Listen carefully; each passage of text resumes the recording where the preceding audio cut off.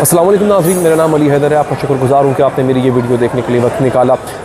ख़बर ऐसी आई थी तो मैंने सोचा कि जहाँ पर बैठा हुआ हूँ वहीं पे वीडियो शुरू कर दूँ। इस वक्त मैं एक मॉल में मौजूद हूँ, मगर ख़बर आप तक पहुँचाना बहुत ज़रूरी है। नाज़रीन, हुआ ये है, दो बड़ी अहम चीज़ें हुई हैं।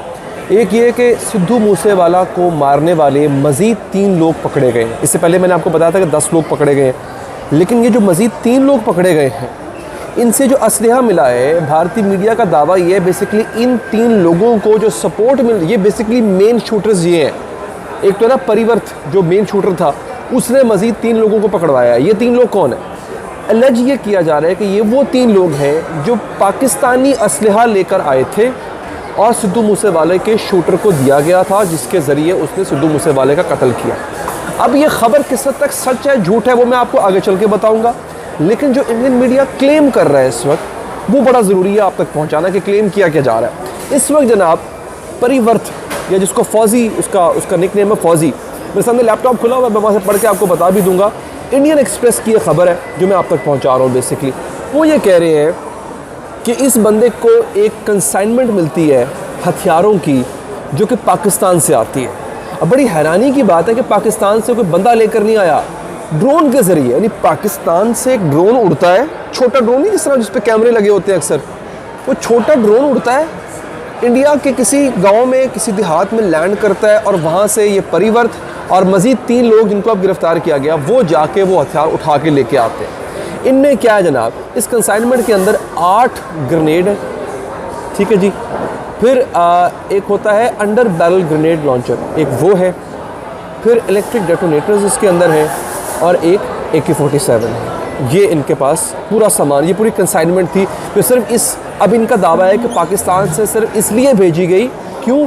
ताकि वहाँ पे सिद्धू मूसेवाला को टारगेट किया जा सके। अच्छा, अब होता क्या है, ये बेसिकली पूरी की पूरी जो डिटेल है ये मेरे सामने इस वक्त आ भी चुकी हुई है नाज़रीन। ये पूरी की पूरी एक कैंपेन लॉन्च की जाती है, इसलिए लॉन्च की जाती है ताकि सिद्धू मूसेवाला के कत्ल का शुबा किसी भारतीय पे ना जाए। अच्छा, अब मैं ये नहीं कहता, लेट्स से मैं ये मानता हूँ कि ये एक प्रोपेगेंडा है, एक लम्हे के लिए मैंने मान लिया कि प्रोपेगेंडा है, लेकिन लेट्स से अगर ये नहीं भी है, और लेट्स से मान भी लिया जाए नाज़रीन कि ये पूरी की पूरी कंसाइनमेंट पाकिस्तान से नहीं आई थी, और सॉरी पाकिस्तान से ही आई थी, तो ये पाकिस्तानी गवर्नमेंट ने तो नहीं भेजी ना, ये भारत का अंडरवर्ल्ड है जो कनाडा में बैठा हुआ है, पाकिस्तान के अंडरवर्ल्ड से राब्ते में होगा। अब ये अंडरवर्ल्ड जो होता है ना, याद रखिएगा नाज़रीन, इनका कोई मुल्क, कोई वतन नहीं होता है। मतलब कोई अंडरवर्ल्ड का जो डॉन होता है वो कोई मुहब्बे वतन नहीं होता, उसको अगर ज़रूरत पड़ रही है तो वो दुश्मन मुल्क के अंडरवर्ल्ड से रब्ता कर लेगा, वहाँ से अपनी हेल्प ले लेगा। इंडिया के अंडरवर्ल्ड को पाकिस्तान के अंडरवर्ल्ड की ज़रूरत है, वो वहाँ से रब्ता कर लेगा। पाकिस्तान के अंडरवर्ल्ड को इंडिया के अंडरवर्ल्ड की ज़रूरत है, वो वहाँ से रब्ता कर लेगा। ये कोई ऐसी बात नहीं है कि ये कोई अनहोनी नहीं है, आप समझ रहे हैं मेरी बात। तो ये हुआ, और ये बड़े इन्होंने किया, इसके ऊपर काम किया। अब इस वक्त सूरत हाल ये है कि सिद्धू मूसेवाला के कत्ल में मुलव्विस होने के शुबे में तकरीबन 13 से 14 लोग नाज़रीन इस वक्त पकड़े जा चुके हैं। इससे पहले बताया गया था कि सिद्धू मूसेवाला को कत्ल करने के लिए तकरीबन 10 दिन पहले पूरी एक रैकी बिछा दी गई थी, लोग बिठा दिए गए थे जो सिद्धू मूसेवाला के घर की मुसलसल निगरानी कर रहे थे। सिद्धू मूसेवाला का रोज़ आना जाना मॉनिटर किया जा रहा था। एक दिन क्या हुआ, बताया गया था, एक दिन सिद्धू मूसेवाला इससे पहले भी अपनी बुलेट प्रूफ गाड़ी के बगैर निकला था।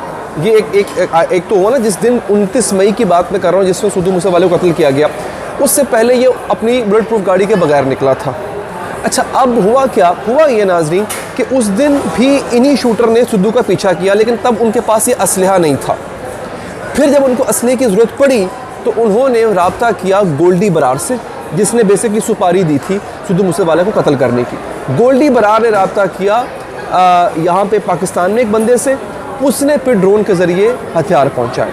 अब ये ख़बर है इंडियन मीडिया की, लेकिन अब मैं यहाँ पे आपको अपना टेक बताता हूँ, ठीक है? टेक क्या हो सकता है? देखिए, बात ये है, एक बात याद रखिएगा, सिद्धू मूसे और ये इंडियन मीडिया और बीजेपी का गोदी मीडिया जो है, उसका बड़ा ख़ास तरीक़ाकार है कि किसी भी चीज़ से अगर तवज्जो हटानी हो ना, उसको पाकिस्तान पे डाल दो आप। भला कैसे?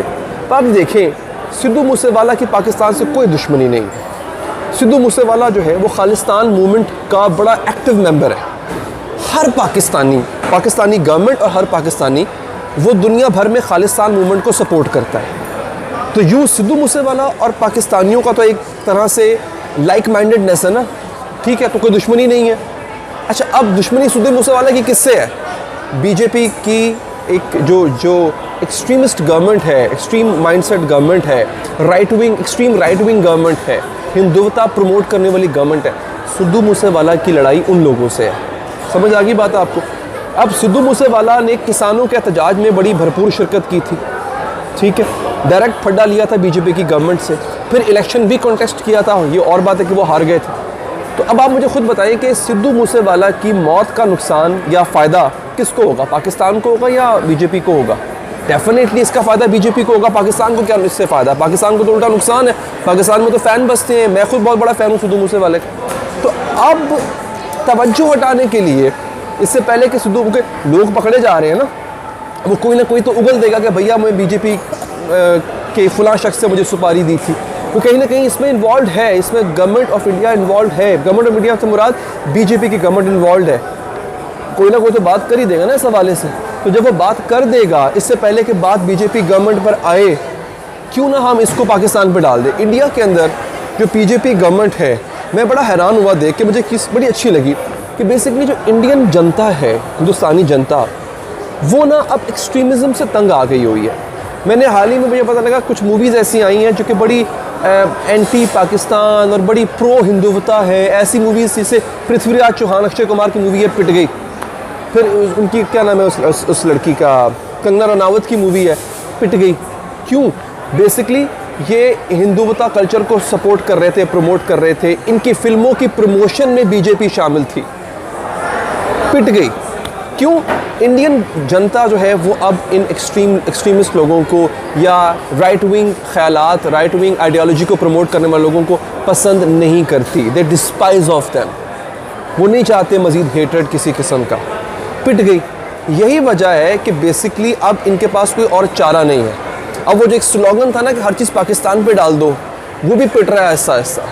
यार पाकिस्तान में मैं अब अगर मुझे इंडियंस देख रहे हैं, भैया 213 रुपये का डॉलर हो चुका हुआ है, 240 रुपये का हमारा पेट्रोल हो चुका हुआ है। ट्रस्ट मी, मैं अपने इंडियन भाइयों से, यहाँ पे बहन भाइयों से मुखातिब हूँ, ट्रस्ट मी भाई, हमें इंडिया याद भी नहीं आता। इस वक्त हमारी अपनी लगी पड़ी है, हमारे वांदे हुए पड़े हैं, हमारी वाट लगी हुई है इस वक्त पाकिस्तानियोों की। इतनी महंगाई है इस वक्त, इतनी इन्फ्लेशन पता नहीं कहाँ से कहाँ हिट कर रहा है। गवर्नमेंट फिगर देती है 17-18% की, 49% पे इन्फ्लेशन हिट कर रहा है इस वक्त हमारा। हमें इंडिया याद भी नहीं आता। दुश्मनी तो तोड़ें, दुश्मनी तो बड़ी दूर की बात है, क्योंकि हमारे वांदे लगे हुए हैं इस वक्त, हमें कुछ नहीं पता भाई। तो ये पाकिस्तान कुछ मुलव्विस नहीं है इसके अंदर। और इंडियन गवर्नमेंट को, इंडियन अवाम को, इंडियन जनता को भी पता है इस बात का कि भैया बहुत हो गई, हेटरेट ख़त्म कर दो इस सबको।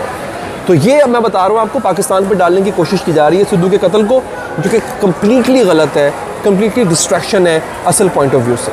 मुझे दीजिए इजाज़त नाज़रीन, अल्लाह ने के बाद।